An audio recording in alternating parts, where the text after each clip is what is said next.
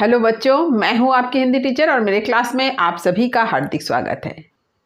आज मैं आप लोगों के समक्ष मलिक मोहम्मद जायसी द्वारा रचित पद्मावत महाकाव्य में से नागमती वियोग वर्णन के पद संख्या 2 को लेकर उपस्थित हूं। आप सभी जानते हैं कि मलिक मोहम्मद जायसी हिंदी साहित्य के भक्तिकाल के सूफी काव्यधारा के प्रतिनिधि कवि हैं और उनका प्रमुख ग्रंथ है पद्मावत। पद्मावत के अतिरिक्त उन्होंने आखिरी कलाम, अखरावट जैसे ग्रंथ की भी रचना की है। तो आज इस पद के अर्थ को समझाने से पहले मैं आप लोगों को बता देना चाहती हूँ कि नागमती वियोग वर्णन से संबंधित बहुत से पद की व्याख्या मैंने अपने चैनल में अपलोड कर दिया है। सभी का लिंक डिस्क्रिप्शन बॉक्स में दे दिया गया है। आप डिस्क्रिप्शन बॉक्स में जाएं, वहाँ पे लिंक को क्लिक करके पूरे वीडियो को अच्छी तरह से देखें और पद के अर्थ को भी समझें। तो आज मैं सबसे पहले इस पद को पढ़कर सुनाऊंगी, फिर कठिन शब्द के अर्थ को बताने के बाद प्रसंग, पंक्ति की व्याख्या और सबसे अंत में इसका विशेष भी लिखवा दूंगी। तो खूब ध्यान से आरंभ से लेकर अंत तक वीडियो को जरूर देखें। तो चलिए, आज मैं जिस पद की व्याख्या करने वाली हूँ उसे मैं सबसे पहले पढ़कर सुनाती हूँ। पियु वियोग अस बाउर जीव, पपिहा तस बोले पियु पियु। अधिक काम दगधय सो रामा, हरिजीव ले सो गयु पियु नामा। बिरह बान तस लाग न डोली, रकत पसीज भीजी तन चोली। सखी हिय हेरी हार मैन मारी, हहरी परान तजे अब नारी। खिन एक आव पेट मह श्वासा, खिनहि जाई सब हुई निराशा। पौनु डोला वही सींचहि चोला, पहरक समुझी नारी मुख बोला। प्राण पयान होत के राखा, को मिलाव चात्रिक कै भाखा। आह जो मारी विरह की, आगे उठी तेहि हाँक। हंस जो रहा शरीर मह, पाँख जरे तन थाक। तो अब चलिए कठिन शब्द के अर्थ को देख लेते हैं। देखिए, पियु कहा गया है प्रिय को। प्रिय कौन है? राजा रत्नसेन। वियोग यानी बिछुड़न, अस माने उसका, जीव यानी हृदय, पपीहा एक पक्षी का नाम है, इसी पपीहा को क्या कहते हैं? चातक भी कहते हैं। तस यानी जैसा, उसकी तरह। काम, इच्छा, चाह।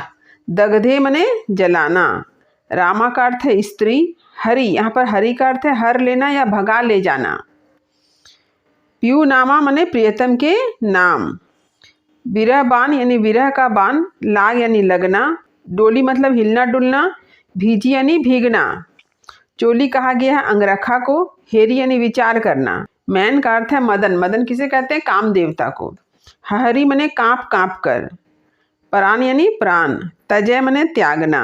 नारी यानी रानी, नागमती। क्षीण मने क्षण। आव मने आना। मह मतलब में। पौनु कहा गया है पंखा। डोलावही मने हवा करना। पहरक यानी पहर भर। प्रयाण मने जाना। केई मने कौन। मिलाव मने मिलाएगा। हंस कहा गया जीव को। थाक मने रहना। चात्रिक के भाका मने चातक की भाषा। चातक की भाषा क्या है? चातक पियु पियु की रट लगाता है। तो पियु का अर्थ यहाँ पर क्या बताया गया है? प्रिय। तो अब चलिए मैं प्रसंग बतलाती हूँ। राजा रतनसेन रानी नागमती को छोड़कर अन्यत्र चले गए हैं। तो अन्यत्र कहाँ गए हैं? राजकुमारी पद्मावती की खोज में। इस कारण रानी दुख से व्यथित है। वर्ष बीत गए, लेकिन अभी तक राजा वापस लौटकर नहीं आए हैं। रानी की स्थिति अत्यंत दयनीय हो गई है। उसी दयनीय स्थिति का वर्णन इस पद में कवि जायसी ने बहुत ही मार्मिक ढंग से प्रस्तुत किया है। देखिए, पियु वियोग अस बाउर जीव। अस यानी उसका। उसका कौन? रानी नागमती। तो रानी नागमती के प्रिय जो हैं राजा रत्नसेन क्या है? उन्हें छोड़कर चले गए हैं। इसलिए उनके वियोग से, उनके बिछुड़न से रानी नागमती का जीव यानी हृदय कैसा बन गया है? बाउर यानी बावला बन गया है। रानी नागमती की स्थिति कैसी हो गई है? पागलों की तरह हो गई है। पपीहा तस बोले पियु पियु। और उनका हृदय जो है, रानी नागमती का हृदय किसके समान? पपीहा जो पक्षी है उसके समान पीयू पीयू की रट लगा रहा है, यानी प्रिय प्रिय कहकर पुकार रहा है। रानी नागमती की स्थिति कैसी हो गई है? पपीहा नामक पक्षी की तरह हो गई है। जिस तरह से पपीहा रात भर पीयू पीयू कह के पुकारता रहता है, ठीक उसी तरह से रानी नागमती का हृदय भी रात दिन अपने प्रिय को पुकार रहा है। तो यहाँ पर आप पपीहा की एक विशेषता को जान लीजिए। पपीहा जो है चातक पक्षी को भी कहा जाता है।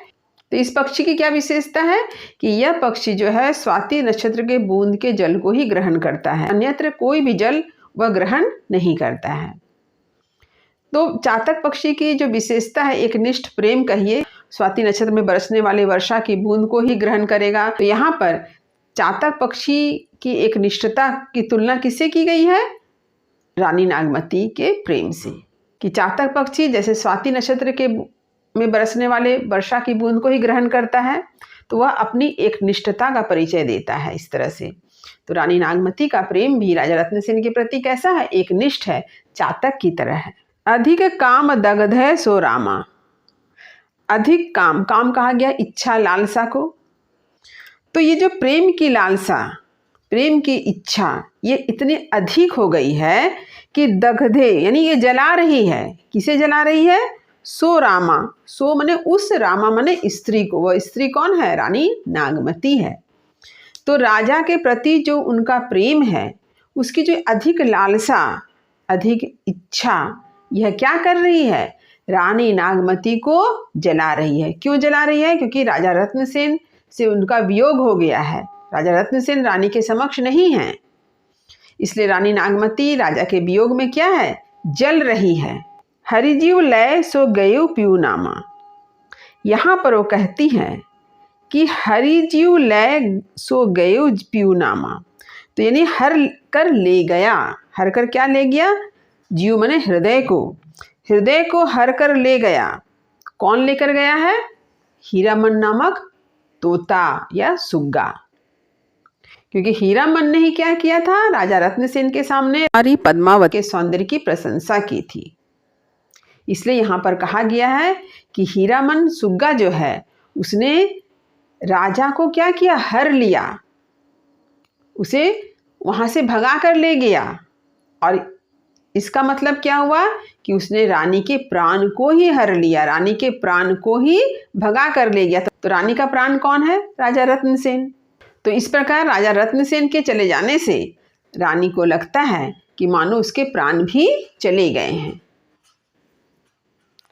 विरह बान तस लाग न डोली। अब यहाँ पर विरह यानी बिछुड़न को किसके समान बताया गया है? तीर के समान। बाण यानी तीर के समान। रानी का कहना है कि विरह रूपी वान जो है, तीर जो है, वह रानी को इस तरह से आघात पहुंचाया है कि रानी हिलडुल नहीं सक रही है। विरह के कारण रानी की स्थिति इतनी दयनीय हो गई है कि रानी जो है हिलडुल भी नहीं पा रही है। रकत पसीज भीजी तन चोली। जैसे कभी किसी पर अगर वान चलाया जाए तो क्या देखते हैं? उसके शरीर से रक्त निकलता है। तो यहाँ पर वान चला है किसका? विरह का वान। तो विरह का वान चलने से क्या हुआ है? रानी के शरीर से रक्त पसीज रहा है और उसकी जो चोली है, उसका जो अंगरखा है, वह सब रक्त से भीज गया है। जो विरह का वर्णन है, ये बड़ा ही अतिशयोक्तिपूर्ण वर्णन कवि ने किया है। रकत पसीज भीजी तन चोली। और इससे क्या हुआ? विरह के बाण लगने से रानी के शरीर से रक्त पसीज रहा है, रक्त निकल रहा है, जिससे उसके शरीर के वस्त्र जो हैं, अंगरखा जो है, वह क्या है? रक्त से भीग गया है। सखी ही हेरी हार मन मारी। तो सखियां जो है, रानी नागमती की जो सखियां हैं, वे क्या करती? ही हेरी, अपने मन में विचार कर रही हैं। तो सखियां क्या विचार कर रही है कि यह स्त्री यानी ये जो रानी है, यह मदन यानी काम देवता की सताई हुई है और हार चुकी है। हहरी परान तजे अब नारी। और हहरी माने कांप कांप कर, परान माने प्राण उसके निकल रहे हैं। हहरी परान तजे अब नारी। और सखियां कह रही है कि नारी यानी रानी नागमती क्या कर रही हैं? हहरी माने कांप कांप कर प्राण तजे, अपने प्राणों को त्याग देना चाह रही है। ऐसी स्थिति रानी की हो गई है। खिन एक आब पेट मह श्वासा, और रानी की श्वास कैसे चल रही है, एक क्षण में लगता है मानो श्वास आ रही है। एक आब पेट मह श्वासा, माने रानी एक बार सांस लेती है और खिनहि जाई सब हुई निराशा, और दूसरे ही क्षण श्वास जो है बाहर निकलता है। इससे सबके मन में निराशा छा गई है। ऐसा लगता है कि रानी के अब प्राण चले ही गए मानो। पौनी डोला बही सींच ही चोला, सखियां क्या कर रही है, पौनी डोला वही मतलब पंखा डुला रही है, और सींच ही चोला, उनका जो अंगरखा है जो रक्त से पसीज गया है उसे वह सुखा रही हैं। पहरक समझी नारी मुख मोला, और पहर बीत जाने के बाद ही उस नारी यानी रानी नागमती के मुख से कुछ शब्द निकलते हैं। नारी कुछ कहती है। क्या शब्द निकलते हैं, प्राण पयान होत के ही राखा, कि उसके प्राण जो है अब जाने वाले हैं। पयान मतलब प्रयाण करना, जाने वाले हैं, गमन करने वाले हैं, कोई उसकी रक्षा करे। इसके साथ ही रानी क्या कहती है, देखिए, को मिलाओ, कोई मुझे मिलाए। तो किससे मिलाए, चात्रिक के भाका, चातक पक्षी की भाषा से मिलाए। तो देखिए चातक पक्षी की भाषा क्या है, प्यू प्यू, और प्यू का अर्थ क्या होता है, प्रिय, यानी राजा रत्नसेन। तो यहाँ पर राजा रत्नसेन सीधे सीधे ना कह करके रानी ने क्या कहा है, चात्रिक के भाका। तो चात्रिक के भाका क्या है, प्रतीक है। किसका प्रतीक है, राजा रत्नसेन का। तो रानी जो है कहती है कि कोई मुझे मेरे प्रिय से मिलाए। तो कहती है किस तरह से, चात्रिक के भाका। चात्रिक के भाका का अर्थ क्या हुआ, यानी चातक पक्षी की भाषा। चातक पक्षी की भाषा क्या है, प्यू प्यू करना। चातक पक्षी रात भर क्या करती है, प्यू प्यू का रट लगाती है। तो प्यू प्यू का अर्थ क्या होता है, प्रिय प्रिय। तो यहाँ पर सीधे प्रिय प्रिय न कह करके रानी ने क्या कहा, चात्रिक के भाका, यानी जायसी जी ने बड़े ही सुंदर प्रतीक के माध्यम से हर बात को प्रस्तुत किया है। देखिए, आह जो मारी विरह की आगे उठी ते ही हाँ। तो यहाँ पर कवि जायसी ने वर्णन किया है कि राजा के विरह में रानी के मुख से आह निकली, और उसी आह से आगे उठी ते ही हाँक, आग उत्पन्न हुई। यानी हाँक का अर्थ है आह, यानी रानी के मुख से जो आह निकली उसी आह से क्या उत्पन्न हुई, आग उत्पन्न हो गई। यानी इतनी विरह की ज्वाला है, रानी विरह की ज्वाला में इस तरह से जल रही है कि रानी के मुख से जो आह निकली उससे आग उत्पन्न हो गई। हंस जो रहा शरीर में पांख जरे तन थाक। अब यहाँ पर कवि जायसी ने प्रतीक के द्वारा बतलाया है, हंस जो रहा शरीर में। हंस माने क्या, प्राण। यहाँ पर हंस किसका प्रतीक है, प्राण का प्रतीक है। हम लोग कहते हैं ना, कोई व्यक्ति के बारे में जब उसकी मृत्यु हो जाती है तो कहते हैं ना कि हंस उड़ गया, यानी हंस मतलब प्राण। हंस जो रहा शरीर में, प्राण उसके शरीर में ही रह गया, लेकिन क्या है, पांख जरे, पंख जल गया। किससे जल गया, विरह की आग से। तन थाक, और यह शरीर रह गया। तो यहाँ पर एक प्रतीक बताया गया है हंस का, कि हंस है उसका मानो पंख जल गया है। तो यदि उसका पंख जल जाए तो हंस तो उड़ नहीं पाएगा, यानी रानी के प्राण नहीं जा रहे हैं। यहाँ पर कवि ने बताया है कि रानी के शरीर में प्राण बचे हुए हैं, विरह की आग में जलकर भी रानी के प्राण नहीं जा रहे हैं, इसलिए कहा गया है हंस जो रहा शरीर में। यानी विरह की आग में जलते हुए भी रानी के प्राण जो है उसके शरीर को छोड़कर नहीं जा रहे हैं। उसके पंख जल गए हैं, हंस का पंख जल गया है, यानी उड़ने का जो सहारा है जिसके द्वारा हंस उड़ता है वो जल गया। यानी रानी नागमती जो है आश्रय विहीन हो गई है। यहाँ पर कवि ने प्रतीक उपस्थित किया है कि हंस जो रहा शरीर में। रानी नागमती कहती है कि हंस यानी जीव, यानी आत्मा, प्राण, कि हंस जो रहा शरीर में आत्मा कहिए, प्राण कहिए, जीव रह गया। क्यों रह गया? पांख जरे, उसका पंख जल गया। हंस क्यों रह गया? हंस उड़ नहीं पाया। क्यों? क्योंकि उसके पंख जल गए। तन थाक, और शरीर जो है इसलिए रह गया। तो यहाँ पर हंस किसका प्रतीक है? प्राण का प्रतीक है, जीव का प्रतीक है। यानी राजा के वियोग में रानी के प्राण क्या है? समाप्त हो जाना चाहिए था। रानी के प्राण निकल जाना चाहिए था, लेकिन रानी के प्राण नहीं निकल पा रहे हैं। क्यों नहीं निकल पा रहे हैं? क्योंकि पंख जल गया है। यहाँ पर जीव या प्राण का प्रतीक क्या है? हंस है। तो हंस का पंख जल गया, तो हंस का पंख जल गया है, इसलिए हंस उड़ नहीं पा रहा है। यानी प्राण जो है इसलिए नहीं निकल रहे हैं, प्राण शरीर में ही रह गए हैं। जबकि राजा के वियोग में रानी को ऐसा लगता है कि उसके प्राणों का अंत हो जाना चाहिए था, लेकिन उनके प्राणों का अंत नहीं हुआ। क्यों नहीं हुआ? क्योंकि यहाँ पर वे बतलाती हैं कि विरह के आग में जलते हुए उनके जो प्राण रूपी हंस हैं उनके पंख जल गए।